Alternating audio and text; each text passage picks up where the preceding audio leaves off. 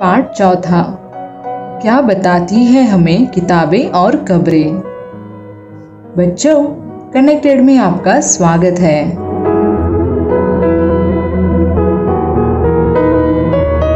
बच्चों, आज हम इतिहास पढ़ेंगे। आज के हमारे पाठ का नाम है क्या बताती है हमें किताबें और कब्रें। इस पाठ में हम वेदों और कब्रों को कुरेदने की कोशिश करेंगे ताकि उससे हमें अपने अतीत की जानकारी मिल सके। क्या आप जानते हैं कि हमारे पूर्वज कैसे थे? उनकी संस्कृति क्या थी? वो अपने भविष्य को कैसे शिक्षित करते थे? क्या हमारे पूर्वजों के बीच कोई असमानता भी थी, सामाजिक, राजनीतिक या आर्थिक आधार पर? चलिए आज हम इन्हीं प्रश्नों के उत्तर ढूंढते हैं। चलिए बच्चों, पाठ शुरू करते हैं। बच्चों, आप सभी ने वेद के बारे में जरूर सुना होगा। सामान्य ज्ञान के लिए यह याद तो जरूर किया होगा कि वेद 4 होते हैं। हम ये तो जानते हैं कि 4 वेद है। क्या कोई उनके नाम बता पाएगा? हाँ, बिल्कुल सही जवाब। ऋग्वेद, सामवेद, यजुर्वेद तथा अथर्ववेद, ये 4 वेद है। क्या आप यह भी जानते हैं कि इन सब में सबसे पुराना वेद ऋग्वेद है, जिसकी रचना आज से लगभग 3500 साल पहले हुई थी। बच्चों, ऋग्वेद में 1000 से ज्यादा प्रार्थनाएं हैं, जिन्हें हम सूक्त कहते हैं। सूक्त का अर्थ है कोई ऐसी बात या विचार जो अच्छी तरह से बोली गई हो। बच्चों, आपके मन में यह सवाल आ रहा होगा कि ऋग्वेद तो लिखित रूप में है और सूक्त तो बोली गई बात को कहा जाता है ना? चलिए, पाठ में आगे आपकी इस उत्सुकता का समाधान मिलेगा। बच्चों, सूक्त की रचना विभिन्न देवी देवताओं की स्तुति करने के लिए की गई है। अग्नि, इंद्र और सोम, ये सभी यजुर्वेद के महत्वपूर्ण देवता है। अग्नि आग के देवता है, तो इंद्र युद्ध के देवता, और वही सोम एक पौधा है जिससे एक खास तरह का पेय पदार्थ अथवा मदिरा बनाया जाता था। बच्चों, वैदिक प्रार्थना जिन्हें हम सूक्त कहते हैं, उनकी रचना ऋषियों ने की थी। वैदिक काल में ज्ञान अर्जित करना आसान नहीं था। तब आज की तरह किताबें नहीं थी। आचार्य विद्यार्थियों को सूक्त अक्षरों, शब्दों और वाक्यों में बांटकर सस्वर पाठ के द्वारा कंठस्थ करवाते थे। अधिकांश सूक्तों को रचयिता सीखने और सिखाने वाले पुरुष थे, लेकिन ऐसा नहीं है कि महिलाओं की भागीदारी बिल्कुल ही नहीं थी। सूक्तों की रचना में महिलाएं भी अपना योगदान देती थी। बच्चों, ऋग्वेद जिस भाषा में लिखा गया है उसे पाक संस्कृत या वैदिक संस्कृत कहा जाता है। यह हमारे विद्यालय में पढ़ाई जाने वाली संस्कृत से थोड़ी भिन्न है। हम जिन किताबों को पढ़ते हैं वे लिखी और छापी गई है। ऋग्वेद का उच्चारण किया जाता था और श्रवण किया जाता था, न कि उसे पढ़ा जाता था। तो बच्चों, जब आपको समझ आया कि सूक्त को अच्छी तरह से बोली गई बात क्यों कहते हैं, वेदों की रचना के कई सदियों बाद इसे पहली बार लिखा गया। इसे छापने का काम तो मुश्किल से 200 साल पहले हुआ है। बच्चों, आपने देखा कि जो ऋग्वेद है उसकी भाषा आज की संस्कृत से अलग है। तो आप यह भी सोच रहे होंगे कि फिर इतिहासकार इसका अध्ययन कैसे करते हैं। चलिए इस बात को समझते हैं। पुरातत्ववेत्ताओं की तरह ही इतिहासकार भी अतीत के बारे में जानकारी इकट्ठी करते हैं, लेकिन इनका स्रोत सिर्फ भौतिक अवशेष ही नहीं होता, जबकि लिखित अवशेष भी होते हैं। बच्चों, ऋग्वेद के कुछ सूक्त वार्तालाप के रूप में हैं। विश्वामित्र नामक ऋषि और देवियों के रूप में पूजित 2 नदियों व्यास और सतलुज के बीच यह एक सूक्त का ही अंश है। चलो बच्चों, देखते हैं कि विश्वामित्र और नदियों के बीच क्या वार्तालाप हो रही है। विश्वामित्र नदियों के बारे में वर्णन करते हुए कहते हैं, विश्वामित्र नदियों के बारे में वर्णन करते हुए कहते हैं, हे नदियों, अपने बछड़ों को चाटती हुई दो दमकती गायों की तरह, दो फुर्तीले घोड़ों की चाल से पहाड़ों से नीचे आओ। इंद्र द्वारा की हुई शक्ति से तुम रथों की गति के सागर की ओर बह रही हो। तुम जल से परिपूर्ण हो और एक दूसरे से मिलना चाहती हो। नदिया विश्वामित्र की बात सुन कहती है, जल से परिपूर्ण हम देवताओं के बनाए रास्ते पर चलती है। एक बार निकलने पर हमें रोका नहीं जा सकता। हे ऋषि, तुम इससे हमसे प्रार्थना क्यों कर रहे हो? बच्चों, यहाँ विश्वामित्र नदियों से कुछ अनुरोध कर रहे हैं, जिस पर नदिया अपनी व्यथा बताती है कि हम एक बार निकलती है तो हमें रोका नहीं जा सकता, और पूछती है कि आप हमसे प्रार्थना क्यों कर रहे हैं। तो चलो बच्चों, आगे का वार्तालाप पढ़ते हैं। विश्वामित्र कहते हैं, हे बहनों, मुझ गायक की प्रार्थना सुनो। मैं रथों और गाड़ियों सहित बहुत दूर से आया हूँ।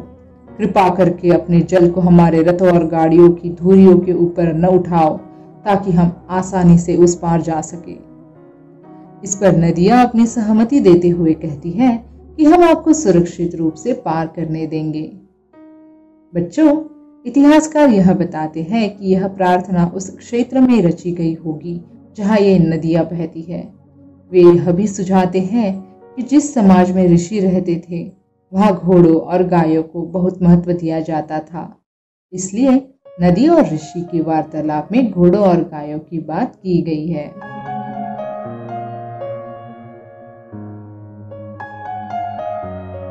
बच्चों, आपने अभी जो वार्तालाप पढ़ा, क्या आपको लगता है कि वैदिक काल में रथों का कोई महत्व था? चलिए आगे हम पाठ में बढ़ते हुए मवेशी, घोड़े और रथ के बारे में और देखते हैं कि इनका वैदिक काल में क्या महत्व था। बच्चों, ऋग्वेद में मवेशियों, पुत्र और घोड़ों की प्राप्ति के लिए अनेक प्रार्थनाएं मिलती है। घोड़ों को लड़ाई में रथ खींचने के काम में लाया जाता था।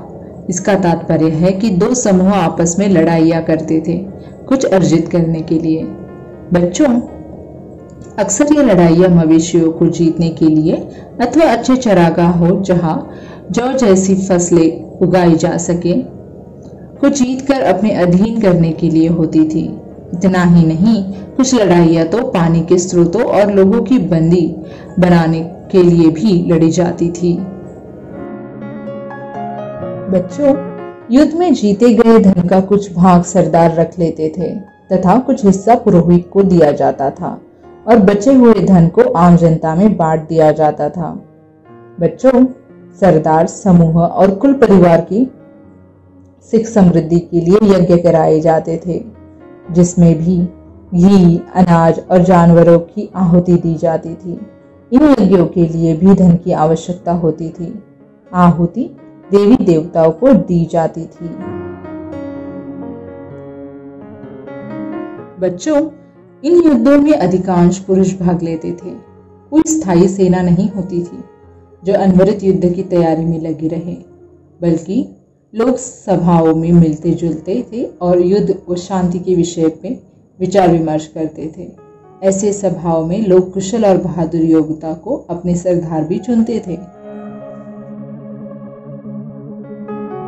पाठ में आगे बढ़ते हैं और अब हम पढ़ेंगे लोगों की विशेषता बताने वाले शब्दों के बारे में।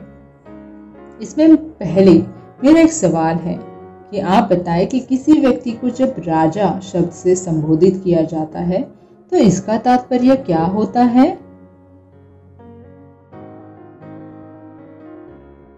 हाँ बच्चों, आपका कहना सही है कि राजा वह होता है जो किसी भूभाग पर शासन करता है और राज्य की सुरक्षा को बनाए रखने के लिए काम करता है। चलिए अब देखते हैं कि वैदिक काल में राजा क्या करते थे। बच्चों, वैदिक काल में ऐसे दो समूह हैं जिनका वर्गीकरण काम के आधार पर किया गया है। पहला है पुरोहित, जिनका काम तरह तरह के यज्ञ और अनुष्ठान करना था। उन्हें ब्राह्मण भी कहा गया है। दूसरे वे लोग जिन्हें राजा की उपाधि दी जाती थी। ये वे राजा नहीं थे जो बड़ी राजधानियों और महलों में रहते थे। इनके पास ना तो कोई सेना थी और न ही यह कर वसूलते थे। यहाँ तक कि इनके मरने के बाद इनका बेटा शासक भी नहीं बनता था। यह नाम मात्र के राजा होते थे जिनका काम होता था समूह के धार्मिक कामों में भागीदारी रखना और आवश्यकता पड़ने पर युद्ध का नेतृत्व करना। इसके अलावा जनता या पूरे समुदाय के लिए 2 शब्दों का इस्तेमाल होता था। एक था जन।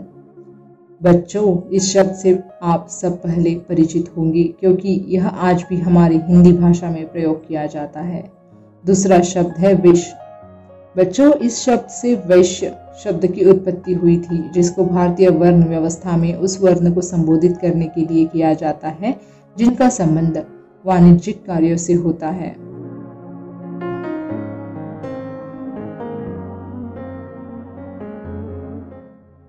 ऋग्वेद की सूक्तों की रचना करने वाले खुद को आर्य कहते थे और अपने विरोधियों को दास या दस्यु कहते थे। दस्यु ये उनके कहते थे जो इनसे अलग थे, जो यज्ञ नहीं करते थे और संभवतः दूसरी भाषा बोलते थे। बच्चों, आपको तो पता ही है कि बाद के समय में यहाँ तक कि आज भी इसका अर्थ गुलाम होता है। दास उन स्त्री पुरुषों को माना जाता था जिन्हें युद्ध में बंदी बनाया जाता था। इनके साथ इंसान की तरह व्यवहार न करके अपनी संपत्ति की तरह व्यवहार किया जाता था और इनके मालिक इनसे मनचाहे काम करवाते थे। बच्चों, अब हम पाठ में आगे बढ़ते हैं और अब हम महापाषाण काल के बारे में पढ़ेंगे और देखेंगे कि कैसे पत्थरों के कब्र बनाए जाते थे और कब्र में किसी व्यक्ति के दफन करते हुए क्या क्या चीजें रखी जाती थी।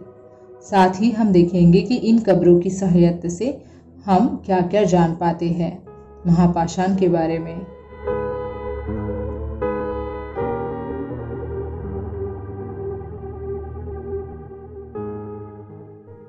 बच्चों, चित्र में दिखाए जाने वाला शिलाखंड महापाषाण नाम से जाना जाता है, जिसमें महा का अर्थ है बड़ा और पाषाण का अर्थ है पत्थर।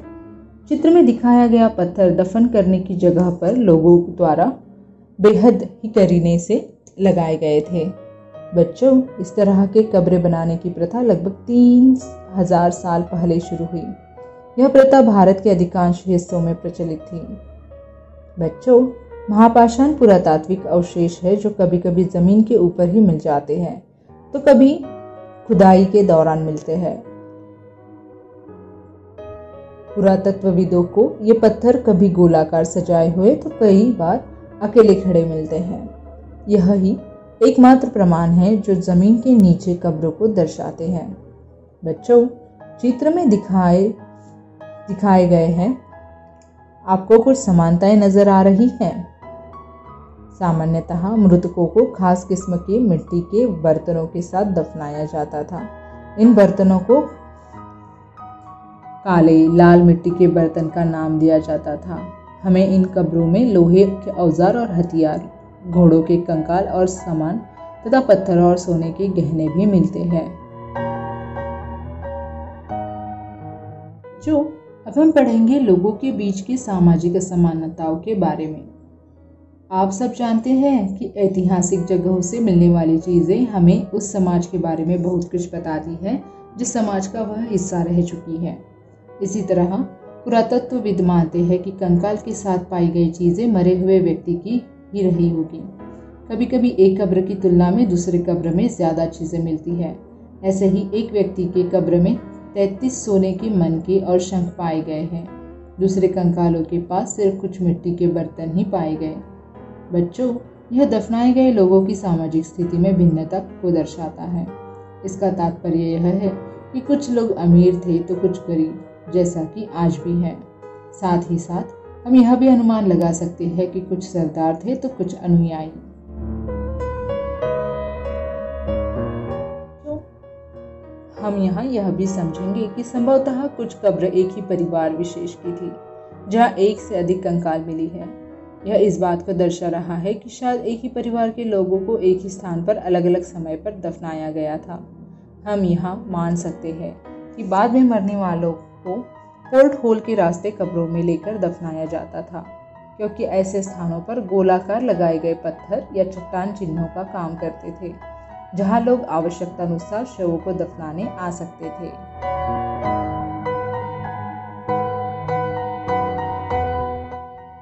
इमाम गांव भीमा की सहायक नदी घोड़ के किनारे एक जगह है। इस जगह पर 3600 से 2700 साल पहले लोग रहते थे। बच्चों, यहाँ लोगों को प्रायः गड्ढे में सीधा लिटाकर दफनाया जाता था। उनका सर उत्तर की ओर होता था। कुछ पुरातात्विक सबूत यह संकेत करते हैं कि कई बार उन्हें घर के अंदर ही दफनाया जाता था और शव के पास बर्तन में खाना पीना भी रखा जाता था। बच्चों, एक आदमी को 5 कमरों वाले मकान के आंगन में 4 पैरों वाले मिट्टी के एक बड़े से संदूक में दफनाया गया था। बस्ती के बीच में बसा यह घर गांव के सबसे बड़े घरों में से एक था। इस घर में एक अनाज का गोदाम भी था। क्या लगता है बच्चों, इस व्यक्ति की आर्थिक हालत संपन्न होगी? क्या यह सरदार भी हो सकता है? कह सकते हैं कि यह शव जिस व्यक्ति का होगा वह जरूर ही अपने समाज में समृद्ध होगा। यह कहना कि वह सरदार होगा, इसको साबित करना थोड़ा मुश्किल है, लेकिन अनाज के गोदाम और बाकी समृद्धि को देखते हुए यह अनुमान कर सकते हैं कि यह शव किसी सरदार का हो सकता है।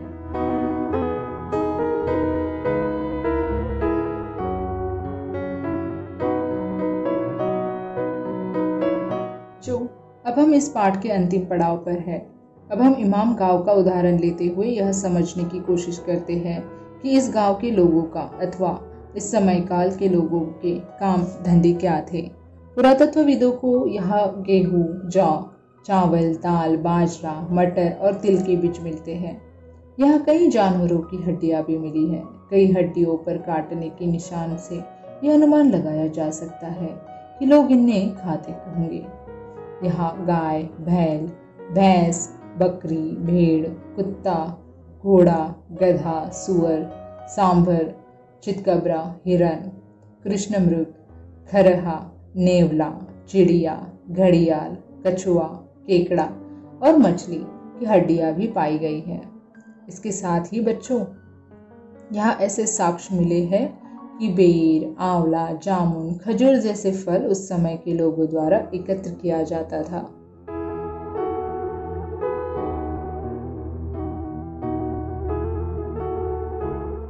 तो अब जब हम पाठ के अंत में हैं, तो चलिए एक बार पुनरावलोकन करते हैं। वेद कितने होते हैं और उनके नाम क्या क्या है? ऋग्वेद में कितनी प्रार्थनाएं हैं और उन्हें हम किस नाम से जानते हैं? महापाषाण क्या है? महापाषाण कब्रों से हमें क्या क्या मिला?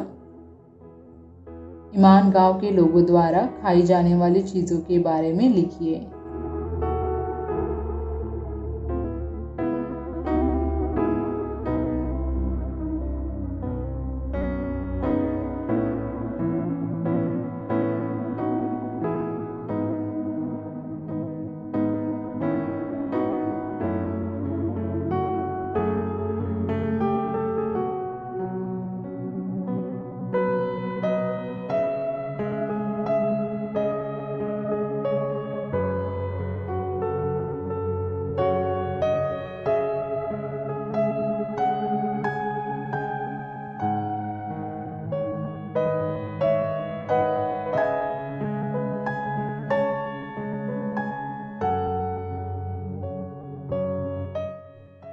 आप सभी ने प्रश्नों के उत्तर सराहनीय दिए हैं। अब हम इन प्रश्नों के उत्तर देखते हैं। आप अपने उत्तरों की जांच करते चलिए।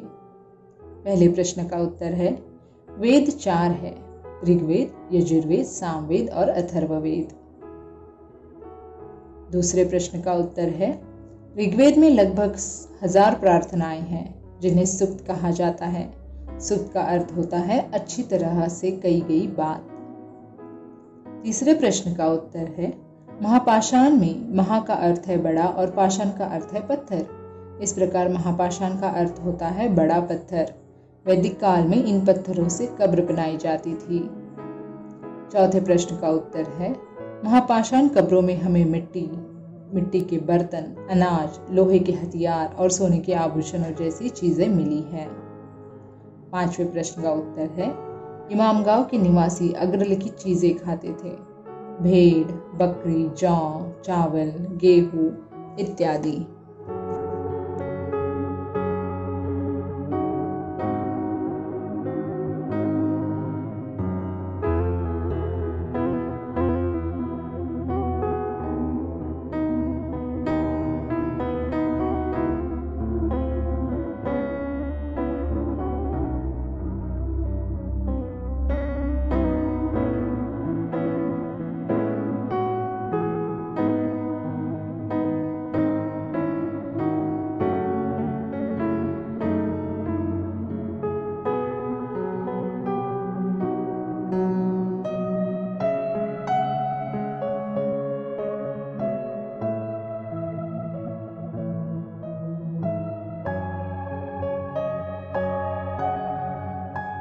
बच्चों, आज का पाठ समाप्त हुआ। आशा है कि आप सभी को पसंद आया होगा।